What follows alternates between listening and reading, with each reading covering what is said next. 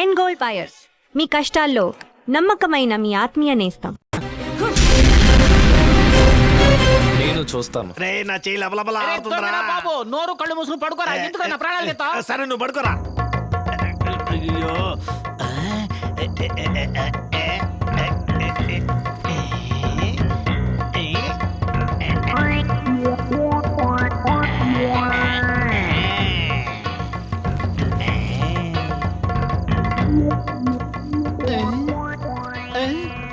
ఎక్కడ బా?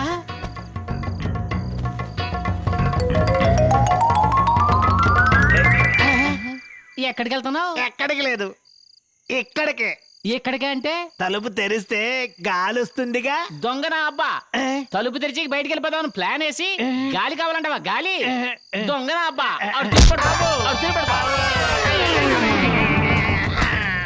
మహేంద్ర బ్యాంక్ లో లోన్ తీసుకుని అంబానీ లాగా పెద్ద కోటీశ్వరుడు అయిపోదాం అనుకుంటే నువ్వు మళ్ళీ దొంగ అవుదాం అనుకుంటున్నావా?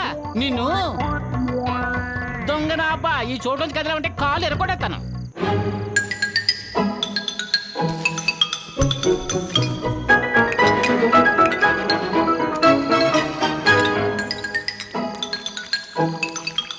ఏంటి బ్రాంతి వాసన వస్తుంది? అమ్మో తాగెత్తన్నాడు. ఇప్పుడు ఏం చేయాలి? ఊర్లా అబ్బో మందేసేసావా? నన్నే దొంగతనం చేయొద్దంటావా? రారా రెచ్చిపోయా అంబోతులు కూడా ఆపగలను, కానీ నిన్ను ఆపలేనురా బాబు. కన్న తండ్రి నన్ను కూడా చూడకుండా నన్ను ఎన్నిసార్లు తిట్టుంటావు, కొట్టుంటావు. నువ్వు పుట్టినప్పుడు వేసేయాల్సింది ఇప్పుడు వేసేస్తాను రా. అయిపోయావంతే.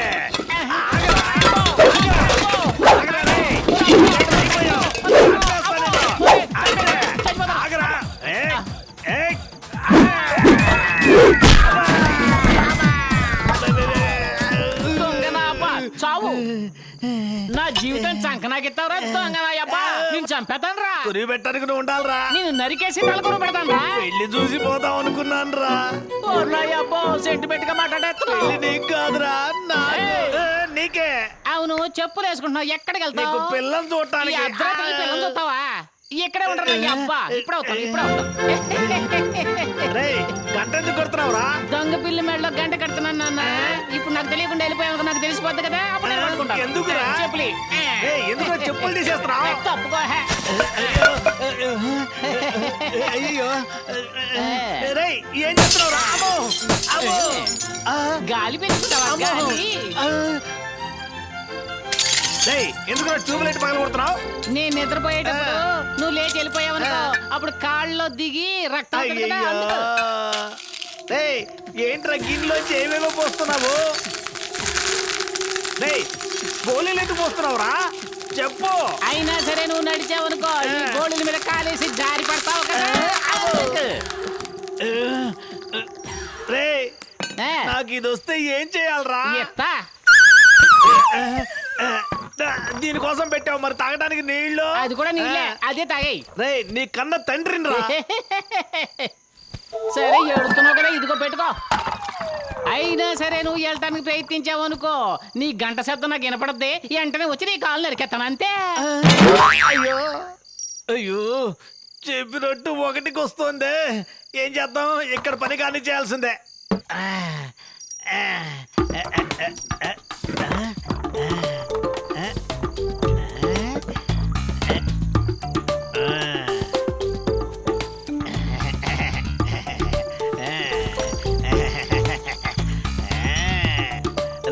బుద్ధి తక్కువ ఎదవా. తడిగుడ్డ గంటల మీద కడితే సౌండ్ రాదురా, అమ్మాసి ఎదవా.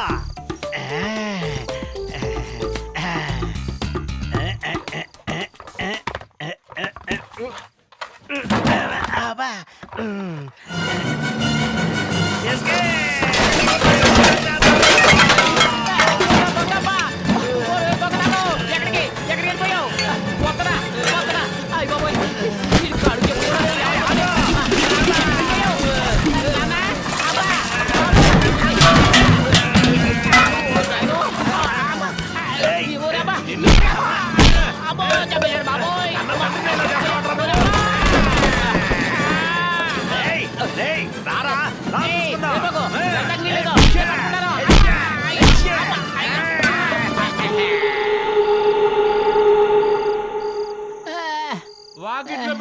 సైకిల్ ఎవరో దొంగలు తీసుకెళ్లిపోయారు.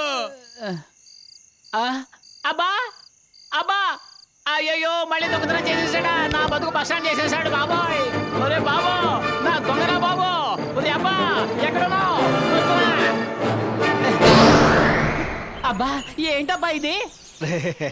రే ఊరి కోసం ఒకడు పని చేస్తున్నప్పుడు నీ కోసం నేను మారలేనా ఏంటి? నా బంగారు బాబు. సార్ సివిల్ సప్లైస్ ఆఫీసర్ నుంచి వస్తున్నాం. లోపలికి రండి. మీ దగ్గర రేషన్ కార్డు ఉందా? లేదు. ఆ. మీ పేరు? మహేంద్ర. మహేంద్ర. అమ్మా నాన్న? లేరు. వైఫ్? నాకింకా పెళ్లి కాలేదు. అనాథమా? పెళ్లి కాలేదా? బ్యాచులర్ అయ్యా సారీ ఇతను. సార్, దీని పేరు కుటుంబ కార్డు. కుటుంబం లేని వాళ్ళకి కార్డు ఇవ్వం సార్. బ్యాచులర్ అని చెప్పి కార్డు ఇవ్వలేకపోతే ఎలా సార్ బతకాలి? పై అధికారితో చెప్తానులే. ఓటర్ ఐడి ఫోటో తీసుకోవడానికి వెళ్తే రేషన్ కార్డు ఉందా అని అడుగుతున్నారు. అప్పుడు మేమేం చేయాలి? పై అధికారితో చెప్తాను.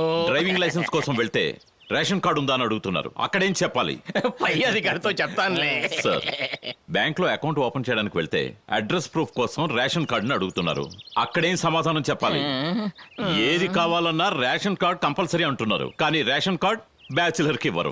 సార్ రూల్స్ ఆ విధంగా ఉన్నాయి సార్. ఏంటండి రూల్స్? అయ్యా. మీ పేరేంటమ్మా? నా పేరు భాగ్యం. మీ పేరు? శివయ్యండి. మీరు కాకుండా ఇంట్లో ఎవరైనా ఉన్నారా? ఉన్నారయ్యా. పేరేంటి? మహేంద్ర. మహేంద్ర. మహేంద్ర మీకేమవుతాడు? నా కొడుకు. మహేంద్ర నీ కొడుక? ఆ. ఆయన ఇప్పుడు ఎక్కడ ఉన్నాడు? బయటికెళ్ళాడయ్యా. రాసుకోమంటున్నాగా రాసుకో. పదవయ్యా. మీ పేరేంటమ్మా? ఫాతిమా బీబీ. మీ పేరు? అబ్దుల్ ఖాదర్. ఓ మీరు కాకుండా ఇంట్లో ఎవరైనా ఉన్నారా? కొడుకున్నాడండి ఆరి. ఆ, వీడు తప్ప ఇంకెవరైనా ఉన్నారా? ఉన్నారు. పేరేంటి? మహేంద్ర. ఆ, మహేంద్ర. నీకేం వరస అవుతాడు? మా అన్నయ్య. ఫాతిమా బీబీ ఏమో చెల్లెలా, మహేంద్ర అన్నానా? చెప్పింది రాసుకొని వెళ్ళవయ్యా. రాసుకో.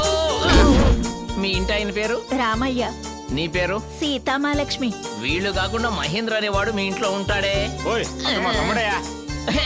ఒప్పుకుంటానండి, మహేంద్ర మీ సొంత తమ్ముడు. నిన్ను ప్రతి ఇంట్లోనూ మహేంద్ర అని పేరు రాయి. 9005 అని కోడ్ వేయి. ఎంటర్ ప్రెస్ చేయి. ఆ, సార్ మ్, నన్ను క్షమించాలి సార్. మీకు కుటుంబం లేదని వేళాకోళంగా మాట్లాడాను. ఇప్పుడే తెలుస్తోంది, ఈ ఊళ్ళో ప్రతి కుటుంబంలో అన్నగా తమ్ముడుగా కొడుగ్గా మిగిలిపోయారు. ఇప్పుడు నన్ను ఏం చేయమంటారు సార్? పై అధికారితో చెప్పండి సార్ ఇప్పుడు అర్థమైందా? మన మనసులో ఎవరు ఉన్నారనే దానికంటే మనం ఎవరెవరి మనసులో ఉన్నామన్నది ముఖ్యం. ఇద్దరిని చూసి మీరు అనాథ అని చెప్పారు. తప్పైపోయిందమ్మా. సరే సరే మీరు వెళ్ళండి.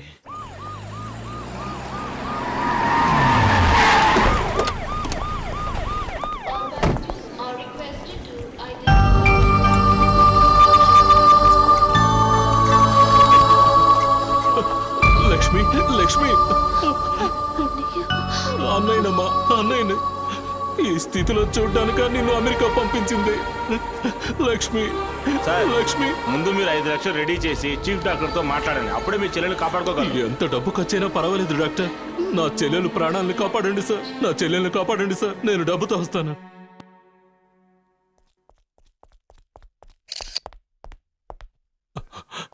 సార్ సార్ నా నా చెల్లెలు ప్రాణాలతో పోరాడుతోంది సార్. ఏంట్రను అనేది? అమెరికా సంబంధం ఆశపడి నా చెల్లెలికి పెళ్లి చేశాను సార్. దానికి నేను శిక్ష అనుభవిస్తున్నాను. వాడు మంచివాడు కాదు సార్, మంచివాడు కాదు. ఇచ్చిన కట్నం సరిపోలేదని కారులోంచి దాన్ని తోసేశాడు.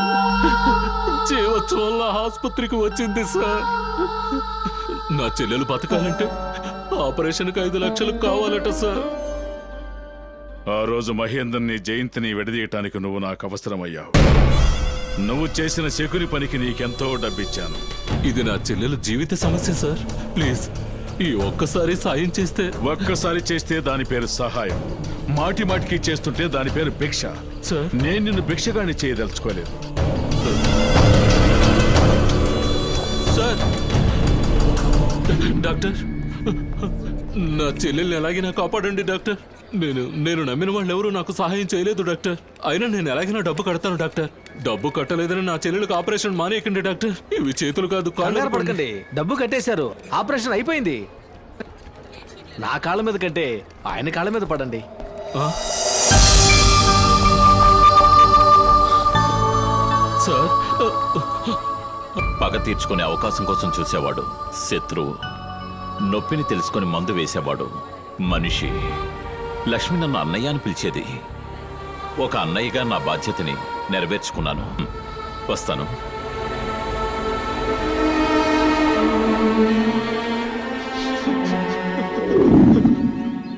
నేను ఆ ఫైల్ని చెక్ చేస్తాను, నో ప్రాబ్లం. ఏమైంది కుమార్? నన్ను క్షమించు జయంతి. ఆ రోజు మీ నాన్నగారు ఎలా చనిపోయారంటే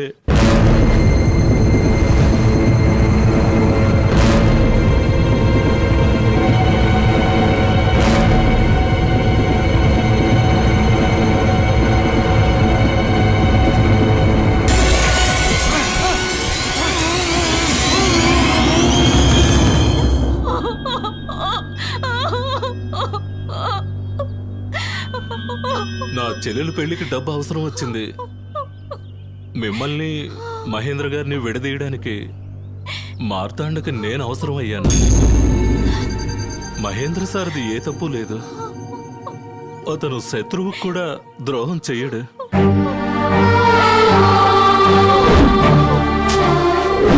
ఆ బ్యాంకుకి ఆయన పేరు ఉండకూడదు.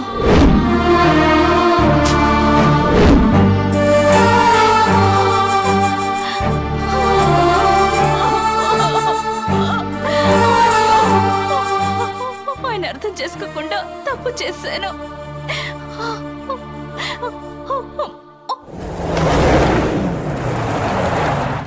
మేనేజర్ సార్, వచ్చే బుధవారం మా అమ్మాయి పెళ్లి. మండపం బుక్ చేయి. ఇదిగో అడ్వాన్స్. సారీ సార్, మీరు చెప్పిన డేట్లో ఆల్రెడీ మండపం బుక్ ఎవరు అయిపోయింది. బుక్ చేసింది? మహేంద్ర గారండి. అయ్యా, పంతులు అడిగితే ఆయన పెళ్లి ఉందన్నాడు. మేనేజర్ కూడా ఇదే చెప్తున్నాడు. మండపం అడిగితే అది కూడా ఆయనకి ఇచ్చేసామంటున్నారు. అయితే ఆయన పెళ్లి చేసేలా ఉన్నాడు. మహేంద్ర ఇంటూ పెళ్లి బాధ్యాలు, మన ఇంటో చావు బాధ్యాలు.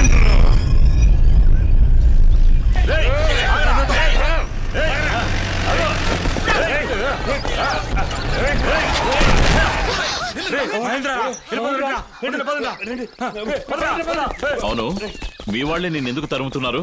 ఆ? ఎందుకని చెప్పు. చెప్పు ఏంటి?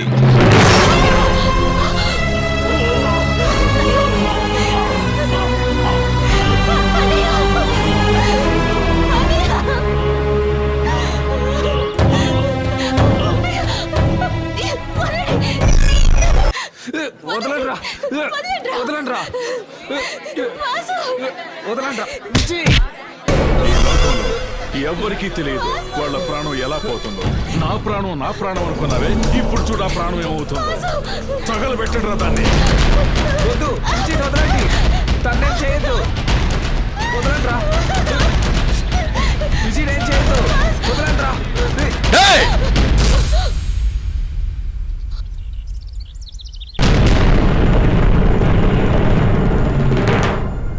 రై, ఏంట్రా చూస్తున్నావు? నన్ను రాకుండా ఎంత ఆపినా సరే రావాల్సిన టైంలో కరెక్ట్గా వస్తాను. పెంచకూడని విధంగా ఒక ఆడపిల్లని పెంచి చెయ్యకూడని అన్యాయాలు చేస్తున్నావు కదూ. వాళ్ళిద్దరూ ఒకటి కావాలి. నీకేం కావాలో చెప్పు. నా ప్రాణం కావాలా? ఏమన్నావురా? ప్రాణం కావాలని అడిగావా? ఫు! ఎవరికి కావాలరా నీ ప్రాణం? ఏ ఊరి ప్రజల ముందైతే నా మాన మర్యాదలు మంటగలిచిపోయాయో అదే ఊరి ప్రజల ముందు తిరిగి నాకు అవి దక్కాలిరా. అందుకోసం నువ్వు నా కాళ్ళ మీద పడి క్షమాపణ అడగాలరా. కింద పడేయండి, పడేయండి. ఏయ్, నీకు నాకు మధ్య జరుగుతున్న పోరాటంలో ఊరి ప్రజల బలి కావడం నాకు ఇష్టం లేదు. ఊరి ముందు తలదించుకోవడమే అవమానం. ఊరి ప్రజల కోసం తలదించుకోవడం అవమానం కాదు. రై, నేను నీ కాళ్ళ మీద పడితే వీళ్ళిద్దరికీ పెళ్లి చేస్తావా? ఆ? చేస్తాను. ఏంటి నాన్న పెళ్లి చేస్తానంటున్నావు? ఉండమ్మా, మనం ఎప్పుడు అన్నమాట నిలబెట్టుకున్నాం. ఊరి ప్రజల ముందు వాడిని కాళ్ళ మీద పడేయించుకొని వాడిని అవమానిద్దాం.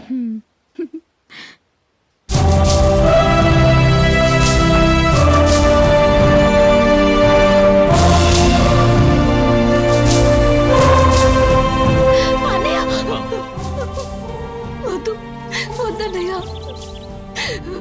ఈ ఊళ్ళో ఉన్న అందరి కుటుంబాలలో మీరున్నారు. మీరు కాలు మీద పడితే ఈ ఊరంతా వీడి కాలు మీద పడినట్టు.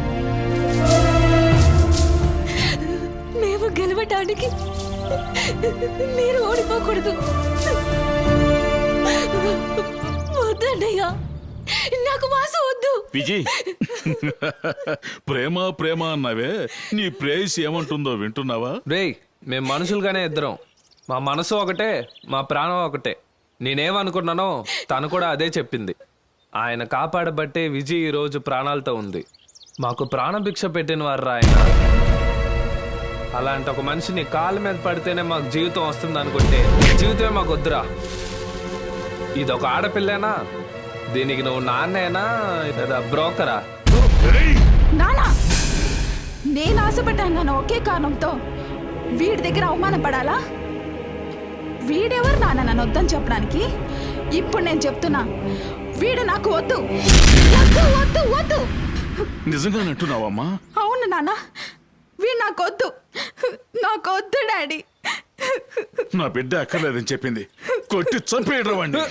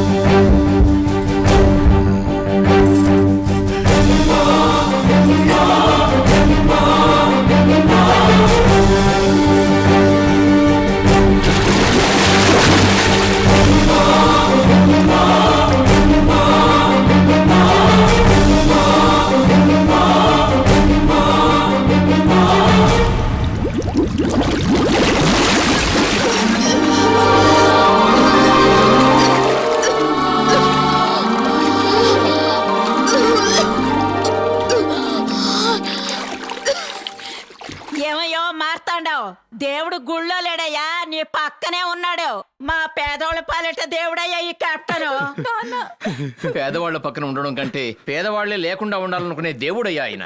అలాంటి దేవుని శత్రువుగా భావిస్తున్నారే. ఒక్క నిమిషం.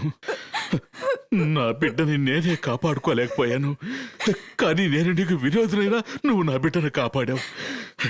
ఏ గ్రామ ప్రజల ముందైతే నువ్వు నా కాళ్ళ మీద పడాలన్నాను, అదే గ్రామ ప్రజల ముందు నేను నీ కాళ్ళ మీద పడతాను గారు.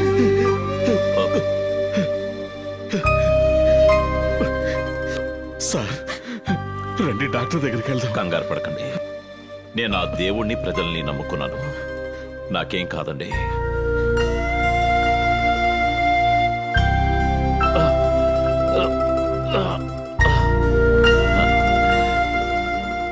ఇకపై మీ ఇద్దరిని ఎవరూ విడదీయలేరు. అన్నయ్య, మీ ముందు నా దురదృష్టం అంతా ఓడిపోయింది.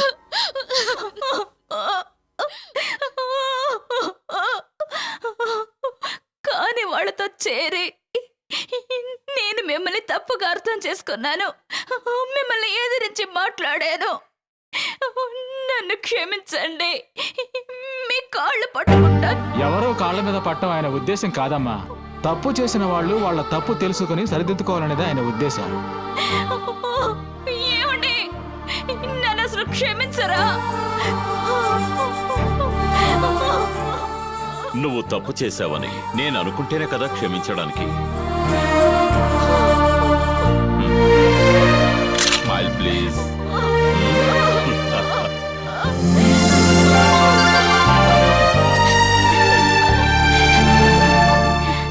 ప్రేమే వరమా రావే స్వప్నమా ఒక ప్రేమ